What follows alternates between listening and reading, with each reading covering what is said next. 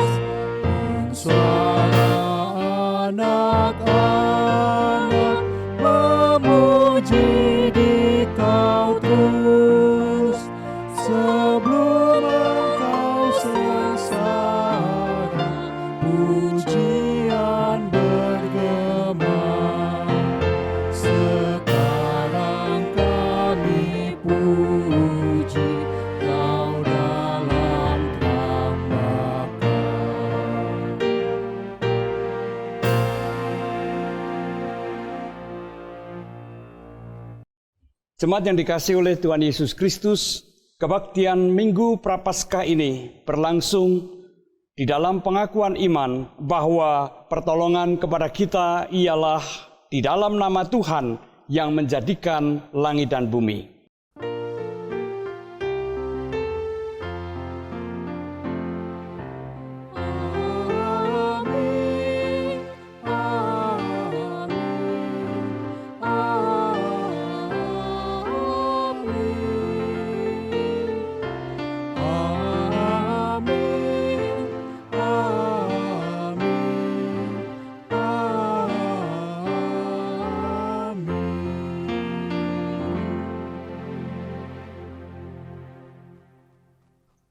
Kasih karunia dan damai sejahtera dari Allah Bapa kita dan dari Tuhan kita Yesus Kristus beserta kita semua. Jemaat yang terkasih, saat ini kita memasuki masa Prapaskah. Selama 6 minggu ke depan kita akan menghayati perjalanan Kristus menuju ke salib serta mengenal hatinya. Hari ini kita akan mengenal isi hati Allah yang penuh kasih setia. Berita perjanjian Allah dengan Nuh yang terjadi di tengah situasi yang sulit kiranya dapat meneguhkan iman kita dan menguatkan kita untuk menjalani pergumulan hidup di tengah-tengah situasi pandemi ini.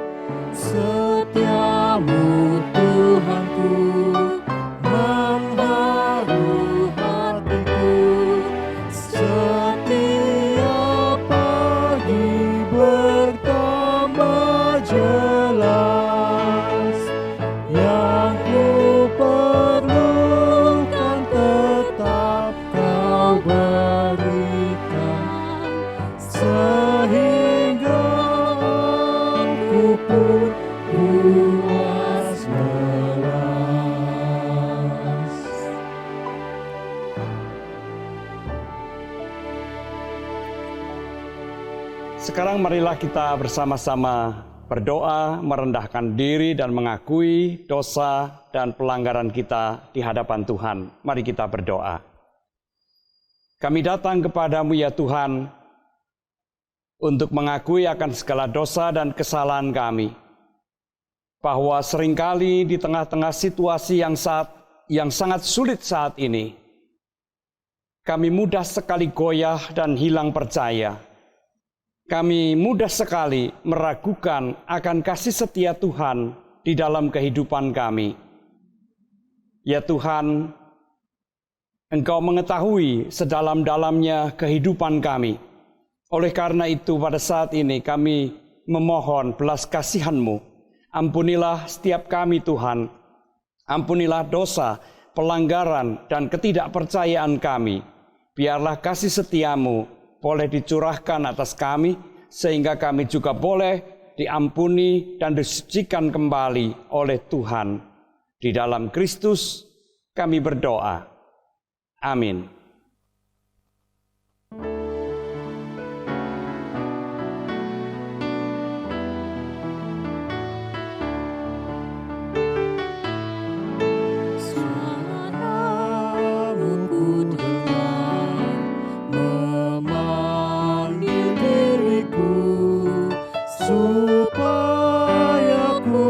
Golgota dibasuh darah-Mu. Aku datanglah Tuhan padamu, dalam darah-Mu kudus sucikan diriku.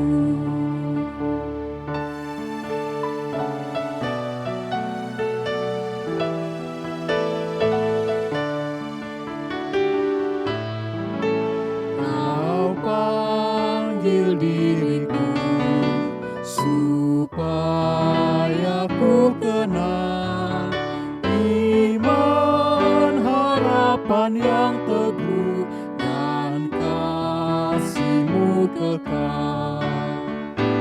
Aku datanglah Tuhan padamu,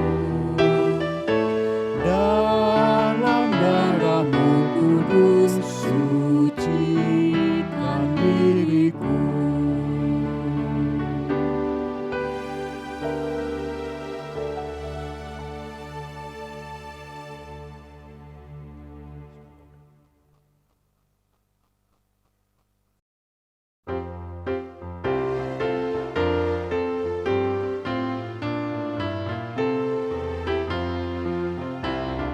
Shalom, shalom, damai Allah turun ke atasmu sekarang.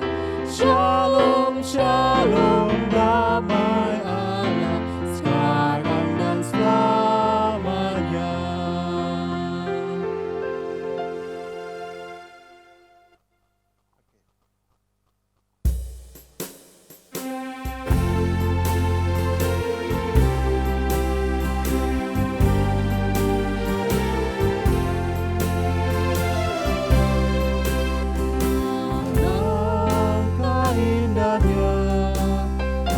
Kasih setiamu yang hilang dan sesat, bebas dan ketemu.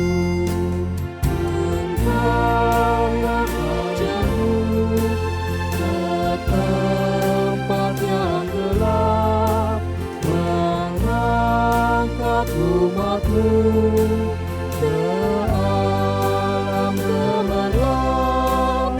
Alangkah indahnya kasih setiamu, Engkau telah berkenan tinggal bersamaku.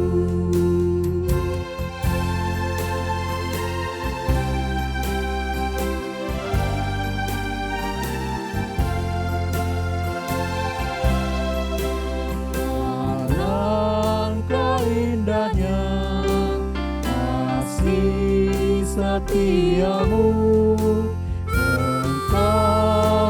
berkenan tinggal di rumahku, rumahku yang kumuh, menjadi yang kudus, jiwa dan ragaku menjadi milikmu. Alangkah indahnya kasih setiamu, hatiku yang sembuh sungguh jadi teduh.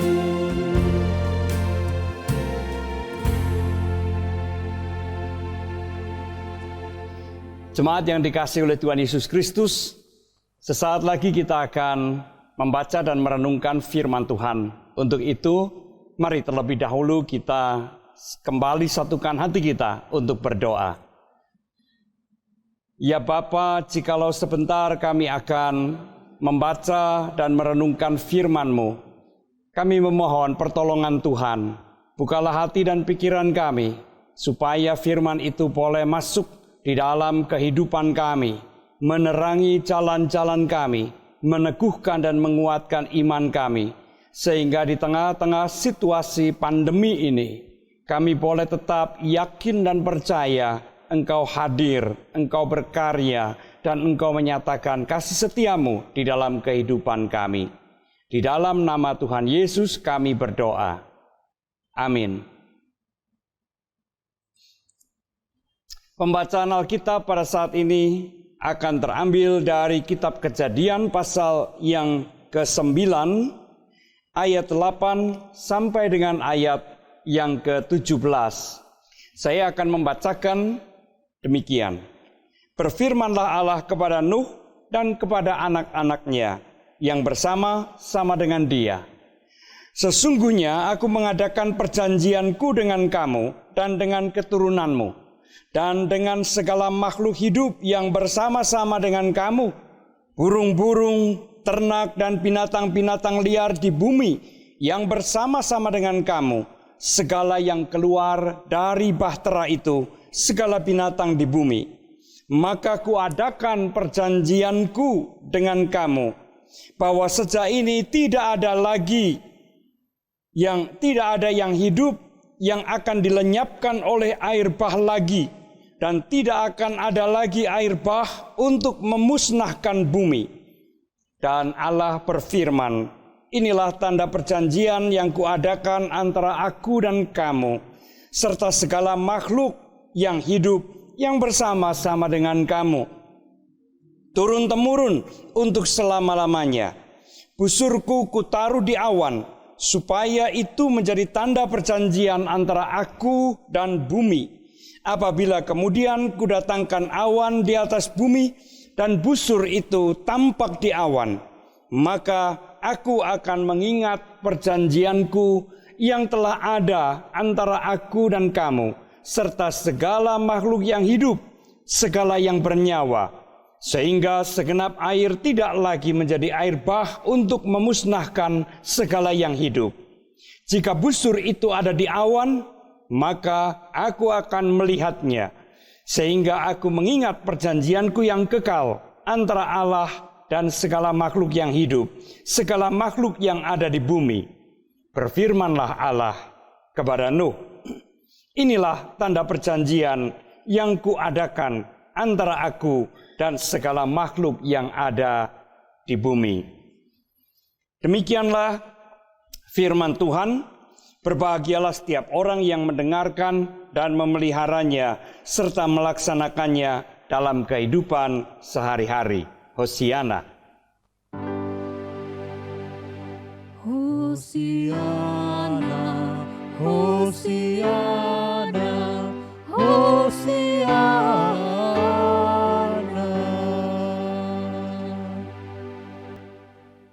Jemaat yang saya kasih di dalam Tuhan Yesus Kristus, saya yakin bahwa di dalam kehidupan kita, perjanjian itu bukan sesuatu yang asing.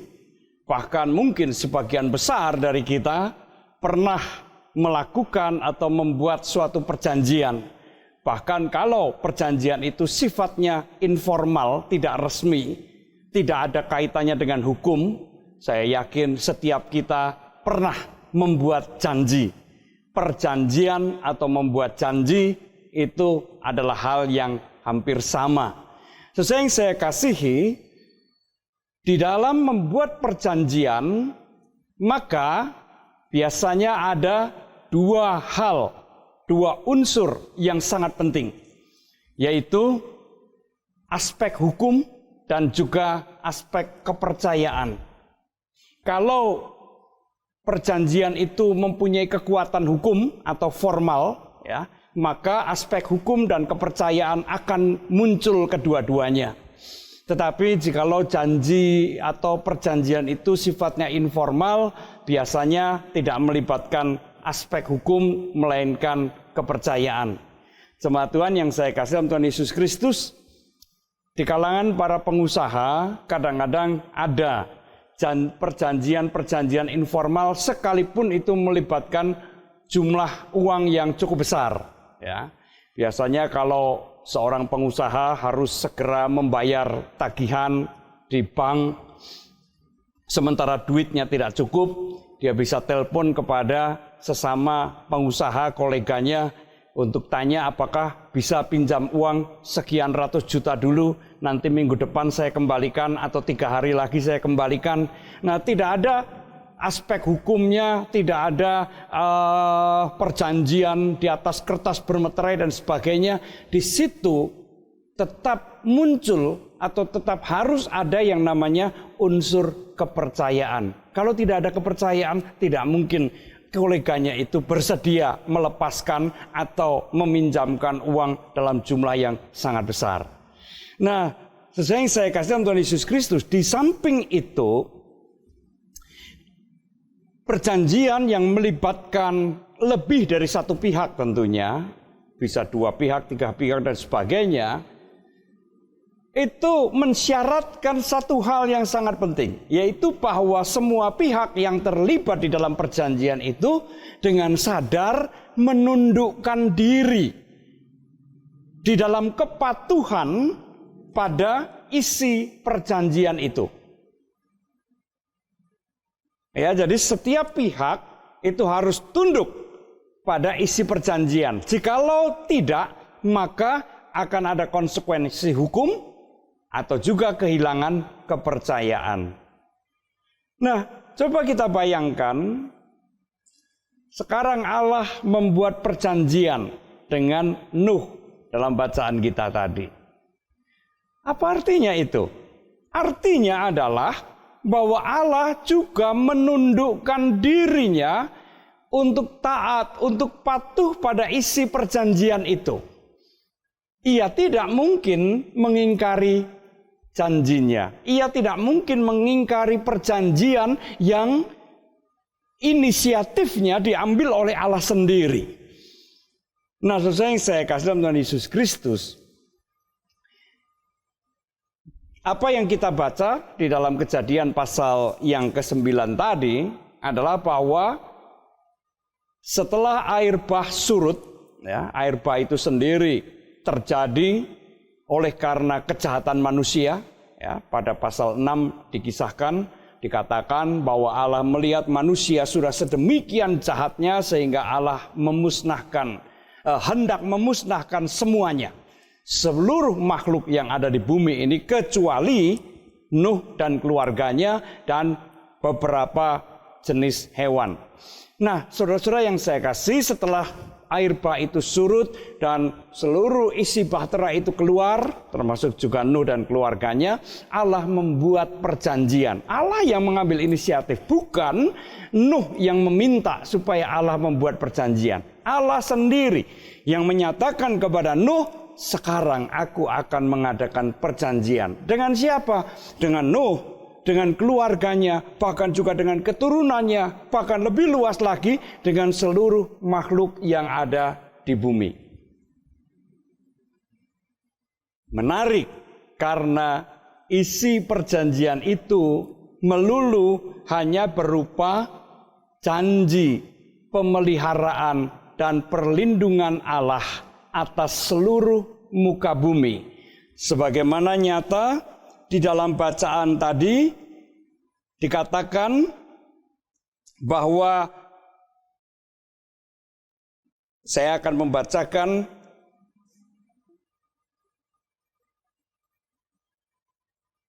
ayat yang ke-11. Apa yang dikatakan di sana? Maka kuadakan perjanjianku dengan kamu bahwa sejak ini tidak ada yang hidup yang akan dilenyapkan oleh air bah lagi, dan tidak akan ada lagi air bah untuk memusnahkan bumi. Itu isi perjanjiannya. Dan kalau kita membaca sampai dengan ayat yang ke-17 tadi, kita tidak melihat ada satu tuntutan apapun yang diberikan kepada Nuh. Allah membuat perjanjian, Allah menyatakan janji pemeliharaan dan perlindungannya, dan itu diberikan begitu saja. Di samping perjanjian yang diucapkan oleh Allah, Allah juga menyertakan pula tanda dari perjanjian itu, yaitu dikatakan busur. Tanda itu sebenarnya tidak lain adalah pelangi, yang di dalam bacaan kita berulang kali disebut sebagai busur. Busur itu adalah alat untuk melepaskan anak panah. Nah, saudara-saudara yang saya kasihi, tanda itu atau tanda yang dipakai oleh Allah itu menggambarkan bahwa Allah itu digambarkan seperti seorang pahlawan yang telah memenangkan peperangan. Ia mengangkat busurnya tinggi-tinggi di hadapan lawannya supaya semua lawannya tahu bahwa ia sudah menang. Busur itu menjadi tanda kemenangan Allah. Nah, semua Tuhan yang terkasih di dalam Tuhan Yesus Kristus, sangat menarik karena apa yang kita baca ini sebenarnya sesuatu yang sangat luar biasa. Mengapa dikatakan luar biasa? Coba kita renungkan. Dengan segala macam yang tadi saya uraikan di depan, maka kita melihat bahwa satu, Allah adalah pemenang. Ia menggambarkan dirinya seperti seorang pahlawan yang telah memenangkan peperangan. Yang menang ini menundukkan diri di dalam sebuah perjanjian yang dibuat dengan pihak yang kalah.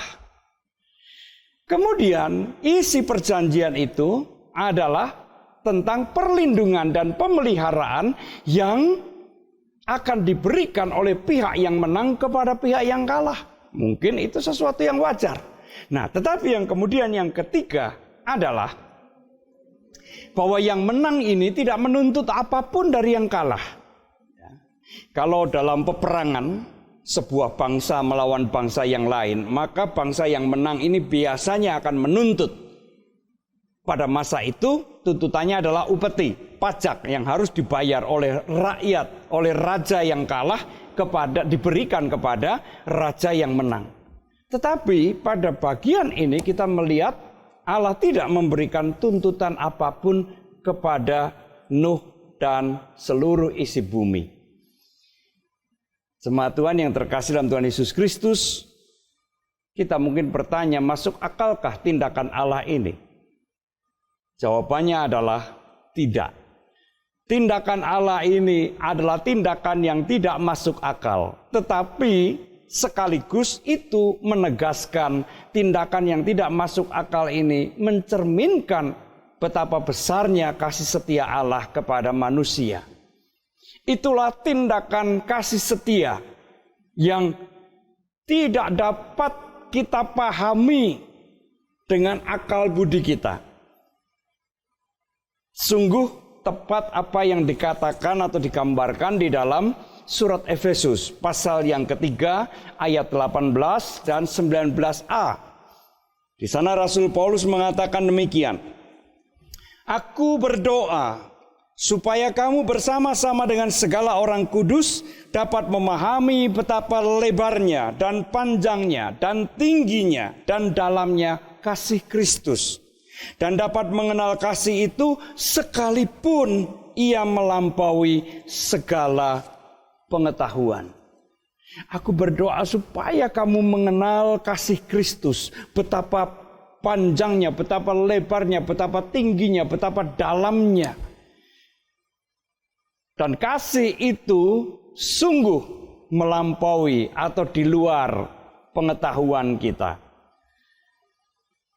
Itulah kasih setia Allah yang dinyatakan kepada manusia, kepada Nuh, kepada keluarganya, kepada keturunannya, dan juga kepada setiap orang yang percaya kepadanya.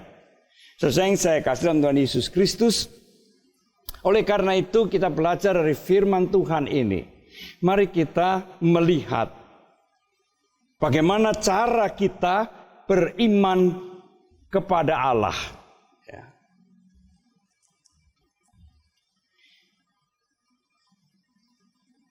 Merupakan satu hal yang nampaknya wajar bahwa seringkali orang beriman membangun imannya atau melandaskan imannya pada hukum reward and punishment, hadiah atau hukuman. Sejak kecil kita diajarkan hal semacam itu. Siapa yang taat, ia akan mendapatkan hadiah. Siapa yang tidak taat, ia akan mendapatkan hukuman. Sehingga nampaknya kita melihat itu hal yang biasa. Beriman itu soal surga dan neraka, soal hukuman, soal hadiah dan soal hukuman. Sesuai yang saya kasih dalam Tuhan Yesus Kristus. Tetapi jikalau kita merenungkan firman Tuhan tadi, kita diajak untuk melihat sisi yang lain, atau kita diajak untuk memiliki cara pandang yang berbeda. Cara membangun iman, cara melandaskan iman yang sungguh sangat berbeda, bukan lagi didasarkan atas hukuman dan hadiah, atas reward and punishment, tetapi mendasarkan iman kita pada penghayatan akan kasih setia Allah yang demikian besar. Kita diajak untuk memiliki cara membangun iman yang berbeda dari apa yang mungkin bagi banyak orang itu sudah wajar. Saya beriman bukan karena akan dapat hadiah atau takut pada hukuman, tetapi saya beriman oleh karena saya mengalami betapa besarnya kasih setia Allah di dalam kehidupan kita. Saudara yang terkasih dalam Tuhan Yesus Kristus, lagi pula apabila kita terus-menerus mempertahankan cara membangun iman yang dilandaskan pada hadiah dan hukuman tadi, apa sih dampaknya? Paling tidak ada dua dampak, yaitu yang pertama adalah bahwa kita akan sulit sekali mencapai kedewasaan iman, karena iman kita selalu dibayang-bayangi oleh iming-iming hadiah atau oleh ketakutan akan hukuman. Ya. Kita coba membandingkan dengan kehidupan kita sehari-hari. Ada banyak orang yang taat pada aturan lalu lintas bukan karena dia sadar itu baik untuk keselamatan dirinya dan keselamatan orang lain. Ya, toh? Ada banyak orang yang taat ketika ada polisi, tapi ketika tidak ada polisi, maka pelanggaran pun dengan mudah dilakukan. Ya, sampai-sampai beberapa puluh tahun yang lalu pihak kepolisian sampai membangun patung-patung polisi di dekat lampu traffic light atau lampu itu ya, lampu merah, kuning, hijau itu. Tujuannya apa? Untuk menakut-nakuti, supaya orang tahu, loh itu kok ada polisi. Nah, Tapi setelah semua orang tahu bahwa itu cuma patung, ya dilanggar aja gitu. Menurut saudara-saudara, orang yang semacam ini apakah orang yang dewasa atau kekanak-kanakan? Nah, saudara yang saya kasih Tuhan Yesus Kristus, itu contoh perbandingan saja. Kalau kita beriman melulu karena adanya hadiah, iming-iming hadiah, ataupun takut pada hukuman, maka iman kita juga tidak akan pernah mencapai kedewasaan. Selain daripada itu, jikalau kita mendasarkan cara beriman dengan cara semacam itu, maka kita juga akan sulit sekali untuk beriman dengan tulus dan penuh dengan kegembiraan. Apa yang kita lakukan, kepatuhan kita semata-mata karena supaya saya jangan dihukum, supaya saya bisa mendapatkan hadiah, pahala, reward. Sehingga tidak mengherankan ada banyak orang beriman yang selalu dihantui, itu dosa loh, masuk neraka kamu nanti. Itu dosa, kamu masuk neraka. Saudara yang saya kasihi, bagaimana cara beriman semacam ini bisa tulus dan penuh dengan kegembiraan. Yang terjadi adalah penuh dengan kepura-puraan dan atau keterpaksaan, dan keterpaksaan itu selalu beban. Hidup beriman menjadi sangat suram, sangat menakutkan, penuh dengan ancaman dan ketakutan. Nah, saudara yang saya kasih Tuhan Yesus Kristus, kedewasaan iman itu ditunjukkan dengan tanggung jawab, dengan kesadaran. Ya. Jadi bukan karena paksaan, bukan karena iming-iming hadiah, tetapi dengan kesadaran bahwa saya patuh kepada Allah. Kenapa? Karena kasih setia Allah itu tidak berkesudahan. Bahwa kasih setia Allah itu senantiasa saya rasakan dalam kehidupan saya yang seperti apapun.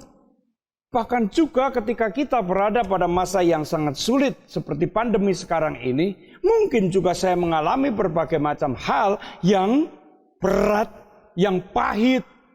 Tetapi toh saya tetap merasakan kasih setia Allah itu begitu nyata dalam kehidupan saya. Nah, inilah beriman yang dewasa. Nah, saudara yang saya kasihi, kita dipanggil ketika kita membaca dan merenungkan firman ini, kita dipanggil untuk mari kita membangun iman kita dengan cara yang sesuai dengan apa yang Allah kehendaki. Berimanlah secara dewasa. Berimanlah dengan kesadaran bahwa kalau saya patuh kepada Allah, itu semata karena Allah sudah begitu baik. Kasih setianya begitu nyata dalam kehidupan kita. Dan dengan cara beriman semacam itu pula, kita akan dimampukan untuk melewati setiap pergumulan, setiap masa yang sulit, dan tetap berpengharapan di dalam Tuhan dalam segala keadaan. Tuhan memberkati kita semua. Amin.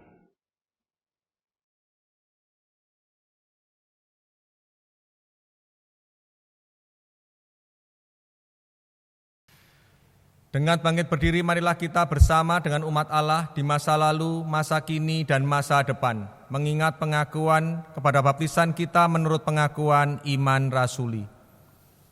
Aku percaya pada Allah, Bapa yang Maha Kuasa, Khalik langit dan bumi, dan kepada Yesus Kristus, Anak yang tunggal Tuhan kita, yang dikandung dari Roh Kudus, lahir dari anak darah Maria, yang menderita sengsara di bawah pemerintahan Pontius Pilatus, disalibkan, mati, dan dikuburkan, turun ke dalam kerajaan maut. Pada hari yang ketiga, bangkit pula dari antara orang mati, naik ke surga, duduk di sebelah kanan Allah, Bapa yang Maha Kuasa. Dan dari sana ia akan datang untuk menghakimi orang yang hidup dan yang mati. Aku percaya pada Roh Kudus, gereja yang kudus dan am, persekutuan orang kudus, pengampunan dosa, kebangkitan orang mati, dan hidup yang kekal. Amin.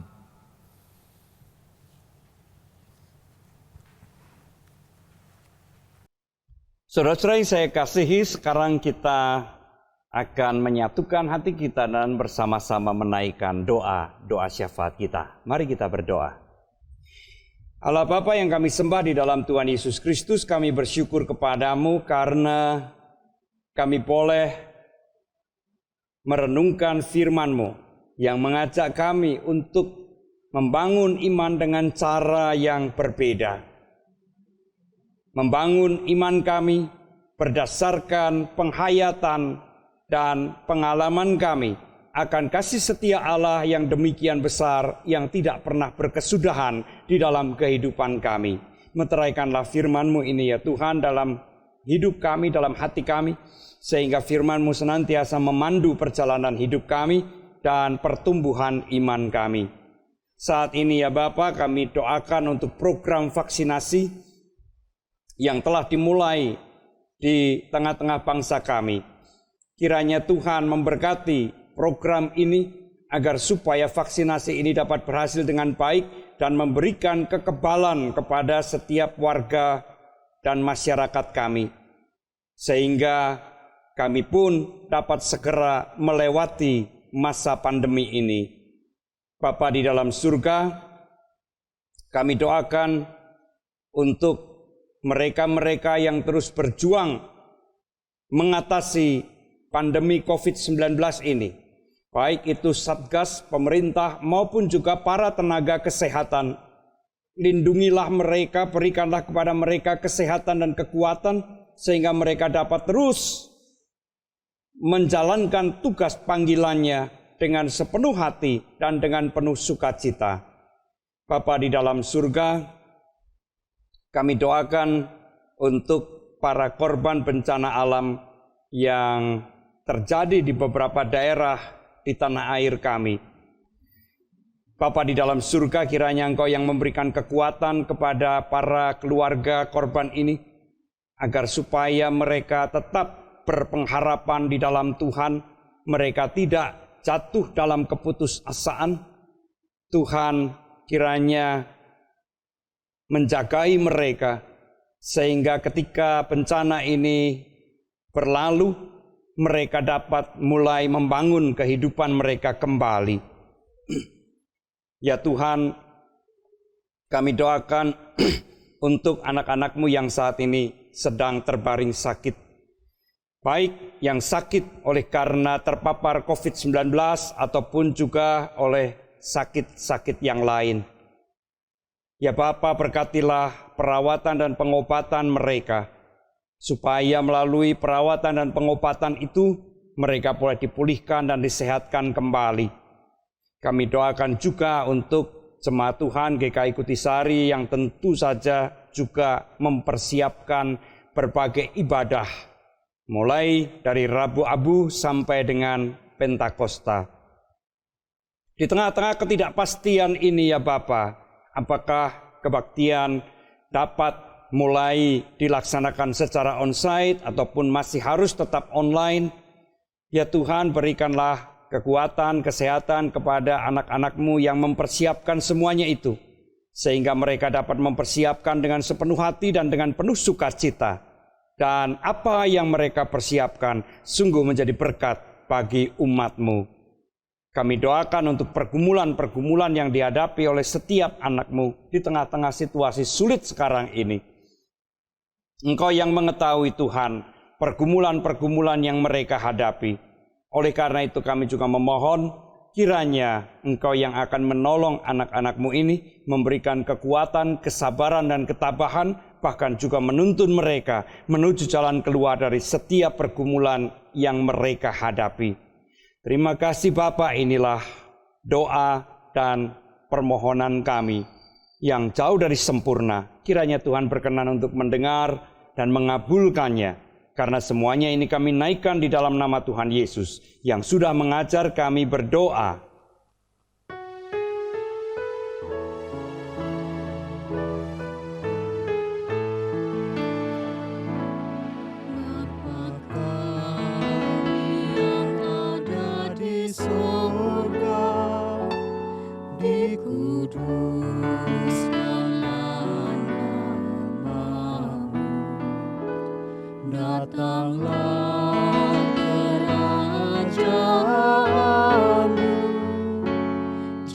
jadilah kehendak-Mu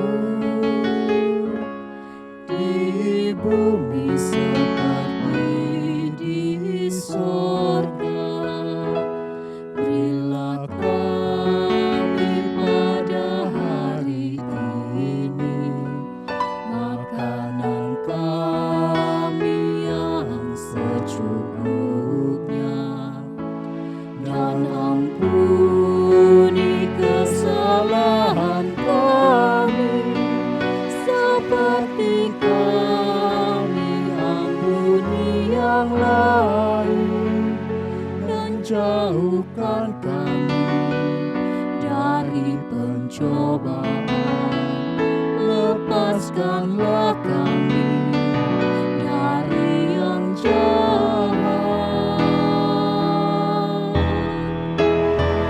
Sebab Engkau yang punya kerajaan serta kuasa dan kemuliaan sampai selama-lamanya. Amin. Amin.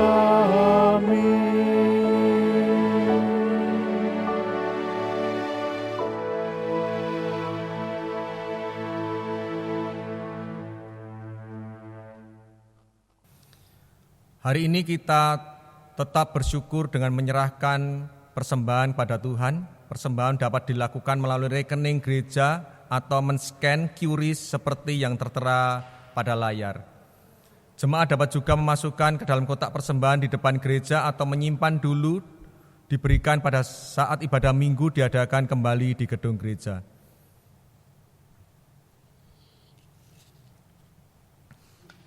Nas persembahan diambil dari Amsal 3 ayat 9 sampai dengan ayat 10. Muliakanlah Tuhan dengan hartamu dan dengan hasil pertama dari segala penghasilanmu. Maka lumbung-lumbungmu akan diisi penuh sampai melimpah-limpah. Dan bejana pemerahanmu akan meluap dengan air buah anggurnya.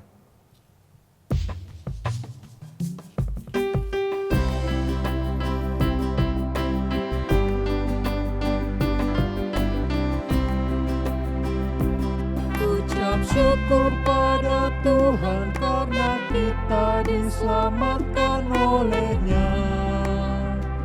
Senandungkan lagu baru, senandungkan lagu baru bagi-Nya. Nyanyikanlah dengan riang karena kasih setia Tuhan, nyanyilah. Senandungkan lagu baru, senandungkan lagu baru bagi-Nya.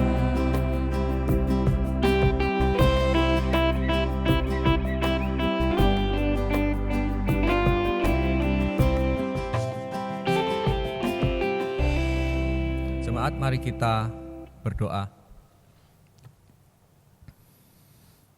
Tuhan Allah Bapa kami yang bertata di surga,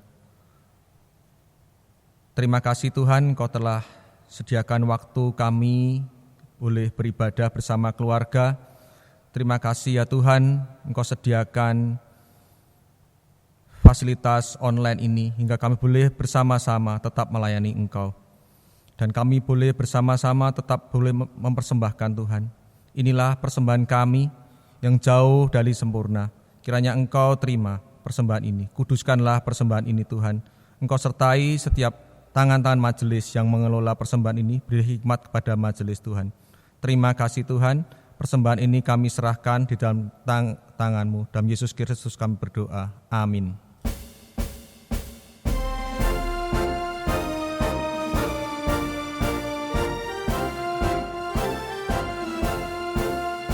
Kuasa-Mu dan nama-Mu lah hendak kami sebar. Dan karena itu ya Tuhan, kami takkan gentar. Bagaikan padi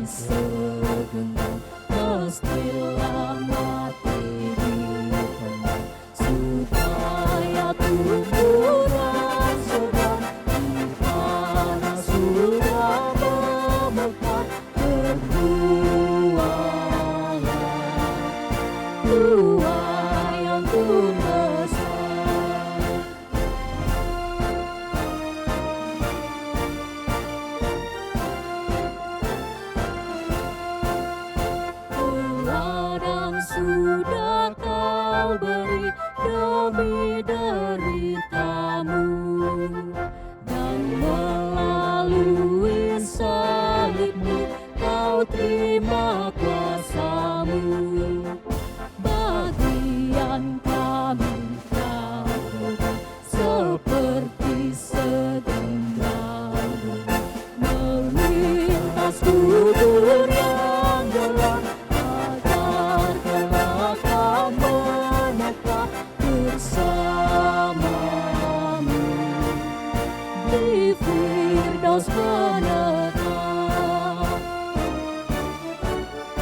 Bagaikan padi Tuhan pun dikubur di padang, kembali bangkit merebut umat-Mu terkerang.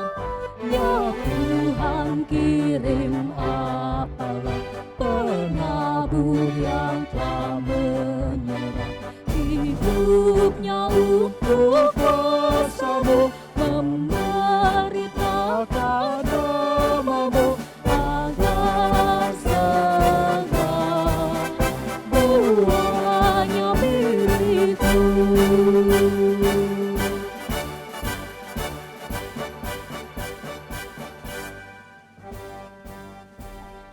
Saudara-saudara yang saya kasih di dalam Tuhan Yesus Kristus, ibadah telah usai.